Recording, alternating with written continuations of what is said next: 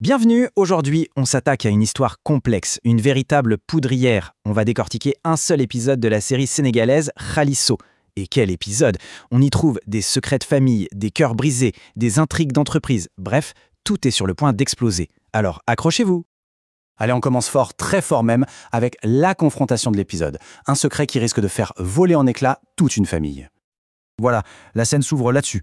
Une accusation terrible, lancée par Djadja à sa propre mère. Elle met en doute l'identité du père de sa sœur Anta. C'est une véritable bombe qui vient d'être lâchée au milieu du salon familial. Et la réaction de la mère, eh bien, elle ne nie pas. Elle admet ce qu'elle appelle une bourde de jeunesse. Et elle supplie, elle implore sa fille de garder le silence en essayant désespérément de limiter les dégâts. Alors Djadja accepte de se taire, mais attention, les raisons sont absolument déchirantes. Elle ne le fait pas pour sa mère, loin de là. C'est pour protéger son père et sa sœur. Et elle lâche cette phrase. « J'aurais changé de mère si je l'avais pu ». Ça en dit long sur la fracture, qui est sans doute irréparable. On quitte ce drame familial pour se plonger dans un autre, un cœur brisé. Un mariage a été annulé au tout dernier moment et les conséquences sont, disons, explosives. Ndeye Touti, la fiancée abandonnée, est complètement anéantie. Sa famille a peur qu'elle commette l'irréparable. Sa douleur est tellement immense qu'elle s'est transformée en une rage folle. Elle a même été jusqu'à saccager la maison de son ex. Et Beidi, le fiancé, comment il justifie ça? Alors là, c'est assez spécial. Au lieu d'assumer sa décision, il sort une excuse incroyable. Ndeye Touti serait possédé. En réalité, ça ressemble surtout à une façon de cacher qu'il est mort de peur. Sa solution pour arranger les choses, l'argent. Voilà ce qu'il propose, 2 millions de francs. Attention, ce n'est pas pour s'excuser, non, c'est pour acheter la paix, pour que tout le monde se taise. Une méthode qui en dit long sur le personnage. Ce qui est fascinant dans cet épisode, c'est comment un même événement, une grossesse, peut avoir des significations radicalement opposées selon les personnages et le contexte. D'un côté, on a une annonce de grossesse qui est un pur moment de bonheur. Un homme qui rêvait d'être père voit son souhait se réaliser et il est juste submergé par la joie. C'est simple, c'est beau. Et puis, de l'autre côté, le décor change complètement. La grossesse de Mati Rose, la rivale, est perçue non pas comme une bonne nouvelle, mais comme une attaque. Une manœuvre stratégique pour mettre la main sur l'héritage. L'ambiance est glaciale.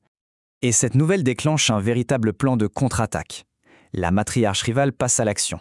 Elle ment pour s'éclipser, elle mandate une espionne, et va même jusqu'à lancer un avertissement terrible sur un risque d'empoisonnement. On est en pleine paranoïa. Et comme si tout ça ne suffisait pas, l'épisode explore aussi des tensions plus classiques, on va dire. Des conflits qui tournent autour de l'argent et du respect. Dans cette famille, le problème, c'est le respect. Ou plutôt, le manque de respect. Une mère est à bout, ses fils sont odieux avec son nouveau mari, et elle finit par poser un ultimatum. Soit il change d'attitude, soit elle divorce. Rien que ça. Et pendant ce temps-là, le business familial est au bord de l'asphyxie. C'est un cercle vicieux. Les clients ne paient pas leurs dettes, donc impossible de payer les fournisseurs, qui eux ne livrent plus de marchandises. La solution? Un ultimatum de 10 jours pour récupérer tout l'argent. La pression est à son comble. Bon, tous ces conflits, toutes ces tensions, qu'elles soient personnelles ou financières, tout ça converge vers une confrontation finale. C'est l'heure du grand jeu de pouvoir, le clou du spectacle. Le décor est planté, une salle de conseil d'administration. L'enjeu est colossal. Qui va prendre le contrôle de l'entreprise King Paints? La situation est un véritable casse-tête. On a deux camps qui détiennent chacun 45% des parts. Ils sont à égalité, bloqués. Le vrai pouvoir, il n'est pas chez eux, il se trouve dans les 10% restants. Celui ou celle qui les contrôle tout. Et c'est là que tout bascule. Un personnage que personne n'attendait fait son entrée et annonce, avec un calme olympien, qu'elle a racheté ces fameux 10%. Stupéfaction générale. Le pouvoir vient de changer de camp, sous les yeux de tout le monde. On reste donc avec des questions plein la tête. D'abord sur le plan humain. Est-ce que l'argent peut vraiment tout réparer? Est-ce que les 2 millions de Beidi peuvent effacer la douleur qu'il a causée? Ensuite, quid de l'avenir de ces familles? Ce bébé qui va arriver, sera-t-il un cadeau, une bénédiction? Ou juste une arme de plus dans une guerre sans merci pour l'héritage? Et enfin, la question qui laisse en suspens, dans la bataille pour King Paints, qui va vraiment tirer les ficelles? Cette nouvelle actionnaire a rebattu toutes les cartes, mais pour faire quoi?